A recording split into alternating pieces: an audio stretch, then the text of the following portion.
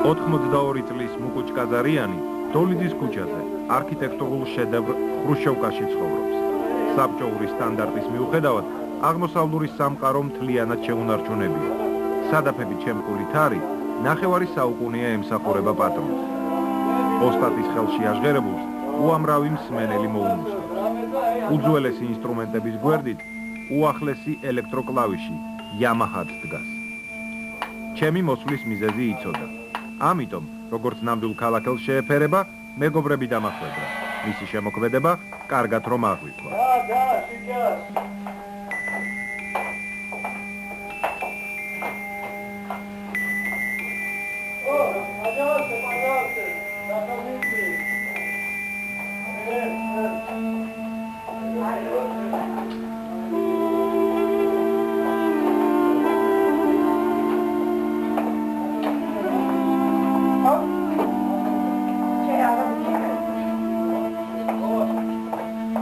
ერთდროს ერევანში მუკუჩ კაზარიანის სახელზე კონიაკიც ჩამოუსხა.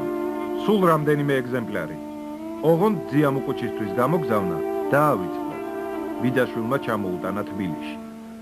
მე დავებარე ქალაქ თბილისში, დავებადე პურის ჩიხე ასე ერქვა, პურის მოედანი და იქვე არის ჩიხე. მესამე ნომერში. მამა ჩემი არ იყო გრამატნი, მაგრამ დედა ჩემი ძალიან გრამატნი, მომღერალი ქალი იყო, მაგარი. თან ეკლესიაში მღეროდა, სოლისტი იყო 40 წელიწადი იქა. თარზე რო წაველი, ვისწავლე რამე და სკოლაში უკვე მე-7 კლასში რო ვიყავი, ანსამბლი გავაკეთე იქ სკოლაში. 42 წელში უკვე ჩემი ანსამბლი გავაკეთე იმაში მილიციის კლუბში. მე მილიციის კლუბიდან მოველი პერიას სახელობის კლუბში და იქ უკვე 40 წელიწადი ვიყავი. ეს თარი არის არაბული ინსტრუმენტი. იქიდან მოსული თუ მე სასოფლოში მოვიდა, აქაც იყო თბილისში, იყო ორი სამი ქართველები უკრავდნენ, უასამი არმენები. ეს თარი არის რა, ეს არის თუთა. ეს ნაწილი თუთის ხეა. ეს ნაწილი არის, ესე იგი,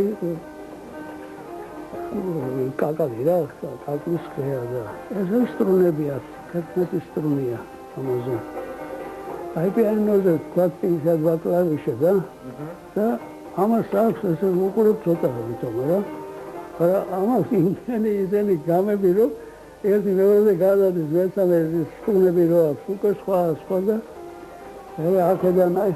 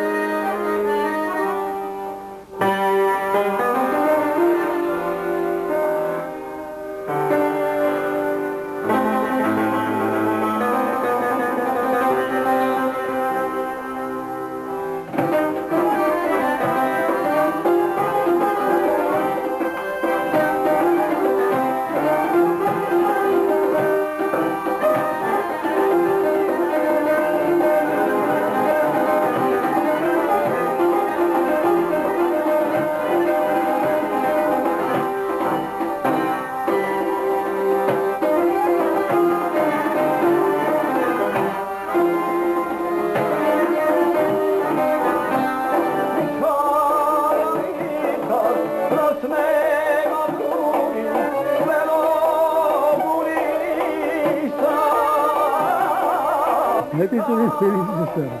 მე არ დავიბადე, მე იცი როგორი ვარ, ახლა აი თელფის მისწოს, თელფის მარტო ისინი კი არა, ქართველები კაცო ყველა მისწოდნენ, არა? მე ჩემი დისკმარი ქართველი იყო.